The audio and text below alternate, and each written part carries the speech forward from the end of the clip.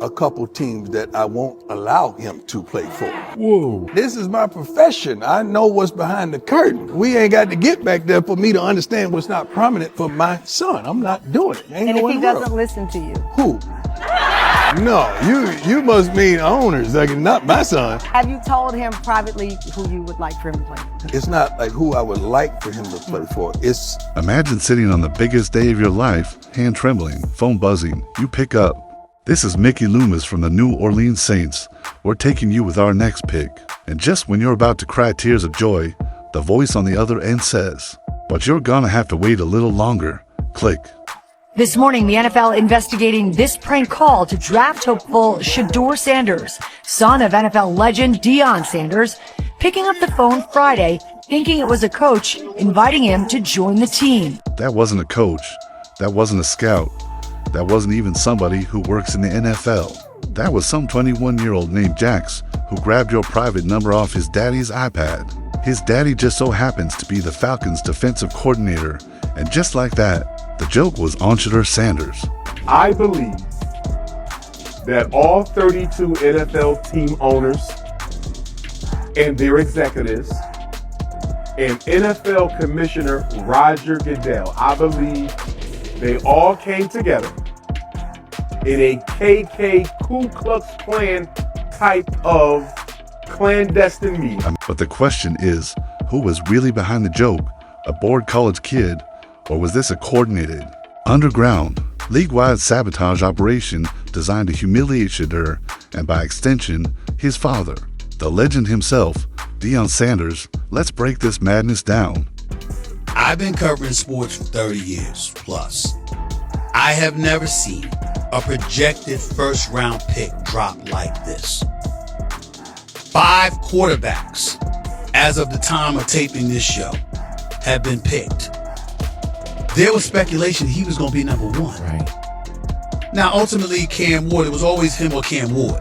But how the hell you go from speculating about him or Cam Ward to Jackson Dart? On April 25th, during the 2025 NFL Draft, Shedeur Sanders, the golden-armed son of Deion Sanders, picked up his phone, thinking his dreams were about to come true. The voice on the other end claimed to be Saints GM Mickey Loomis. He congratulated Shedeur, hyped him up, and then hung up with a psych level of disrespect that would have made Monton Evan blush. But here's where it gets weird. Strictly for that reason. But it wasn't a coach or anyone from an NFL team. This is Mickey Loomis here, GM of the Saints. Instead, it was these young men seen in this video circulating on social media. The call came from Jax Ulbrich, the 21-year-old son of Falcons defensive coordinator Jeff Ulbrich. How'd he get the number? Apparently, from an unlocked iPad lying around the house. First of all, who still uses iPads like they're trap phones? Second, what kind of grown man lets his son access NFL confidential info like he's playing Temple Run? I spoke last night with one general manager who is considering taking Shedeur Sanders today. He pointed back all the way to March 2024 and something that Shedeur's father, Deion Sanders, said on a podcast talking about both Shedeur and Travis Hunter, saying that if they are drafted by a team that they don't want to go to, he's going to step in and pull an Eli, meaning force those players to not actually go to that team and try to get them traded. The NFL wasn't laughing. They fined the Falcons $150,000. Jeff Ulbrich personally got hit with a $100,000 fine. That's a $250,000 lesson in lock your iPad. But the fallout didn't stop there. That prank wasn't just childish. It was public, viral, humiliating. And they decided, allegedly, I believe, that they were going to embarrass, humiliate, and sabotage both Deion Sanders and his son, Shedeur Sanders, on draft day. And for Shedeur Sanders, it was just the beginning of the weirdest draft slide since Johnny Manziel started high-fiving people in the green room like he had a job. Now let's be real. If some random kid prank called an NFL hopeful, that's one thing. But this wasn't a regular prank. This was the son of a coach. This was the son of a current Falcons staff member. Shedeur already had, because of his size, because of his lack of arm strength, because of his lack of mobility, already had a pool that was smaller than other guys like Jackson Dart, Cam Ward, Tyler Shutt, Jalen Milroe. He already had this shrunk pool, okay? But then he went and turned off some teams with his attitude. This was someone with inside access, making Shedeur look like a fool on the biggest night of his life, and the Falcons got cooked for it. The league dropped fines like mixtape ads on TikTok, but that wasn't just punishment. That was a message: protect your players, respect the draft, and for the love of God, stop letting your kids borrow your work devices like it's bring your offspring to sabotage day. That's the plan. If that's not what you're trying to do, don't get me. If you ain't trying to change the franchise or the culture, don't get me. So you should know history repeats itself over and over and over, and I've done it over and over and over, so it should be no question why an NFL franchise should pick me. What made this worse? The whole thing got filmed. Jackson and his buddy posted the prank call online like it was a prank meme. Let's be legendary, the fake Loomis voice said before hanging up like a 7th grade breakup. Former players weren't amused. Shannon Sharp and Chad Johnson went full old man at the barbershop on social media, saying the prank was exactly what's wrong with today's clout-chasing culture. And Milroe and Jalen Milroe and all of these cats being picked ahead of him. How that happened? The Browns needed a quarterback. The New Orleans Saints needed a quarterback. Before they acquired Geno Smith in Oakland, Las Vegas, they needed a quarterback. And they're not wrong. This was supposed to be Shedeur's moment. Instead, it turned into a punchline, and not even a funny one. Now let's talk about the man behind the man, Deion Sanders, prime time, Coach Prime, the flashiest, most confident dude this side of Ric Flair with a theology degree. Having Deion as your dad should be a good thing, right? You have said that if the right team does not pick him, that you will intervene. That's my son. But in Shedeur's case, it was a double-edged Johnson, because while Deion's fame opened doors, it also made enemies. Some folks thought Shedeur was riding daddy's coattails. Others thought Deion was trying to run the NFL like it was an HBCU media day. Deion didn't help his son's case when he went public saying he wouldn't let Shedeur play for certain teams. He didn't name names, but he didn't have to. Now to the NFL draft drama surrounding Shedeur Sanders. Deion Sanders' son was the victim of a prank phone call that led him to believe that he was about to be drafted by the New Orleans Saints. ABC's Lara Spencer has more. This morning, the NFL investigating this prank call to draft hopeful Shedeur Sanders, son of NFL legend Deion Sanders, picking up the phone Friday, thinking it was a coach inviting him to join the team. It was like going on Shark Tank and saying, "Yeah, I want your money, but only if you shut up and do what I say." NFL GMs don't like being told what to do, especially by a black flashy coach dad who says he'll pull an Eli if the wrong team drafts his son. That kind of talk made owners and executives nervous. It made Shedeur look like a diva before he even signed a rookie contract. All right, y'all gotta stop. Yeah, this is It's funny when he's lost for words. I know what's going on. I like to have hope, and I like to trust God. This ain't God. This the devil. This the devil. And when Deion later tried to walk it back, the damage was already done. Teams were skittish. The message had landed. This ain't your average prospect. Draft him. And you're also getting Primetime's opinions every week. All right, let's talk combine. Shedeur didn't throw, didn't run, didn't test. Basically, he RSVP'd to the biggest job interview of his life. Well, a number of things happened. The number one thing that didn't happen was there was not a collusion message with the NFL owners. Okay, what? Okay, a lot of people think that. And ghosted. Then he skipped the East-West Shrine game. Then he missed a production meeting before a Colorado State game so he could sit in a pickup truck and vibe in silence like a cowboy monk. And remember when Shedeur pulled the wristwatch flex during a game, pointing to his wrist like, "I'm him." That was dope for social media, but for NFL scouts, that came off as this kid thinks he's already arrived. I don't feel like this happened, for no reason. All this is of course, fuel to the fire. And under no circumstance, we all know this shouldn't have happened.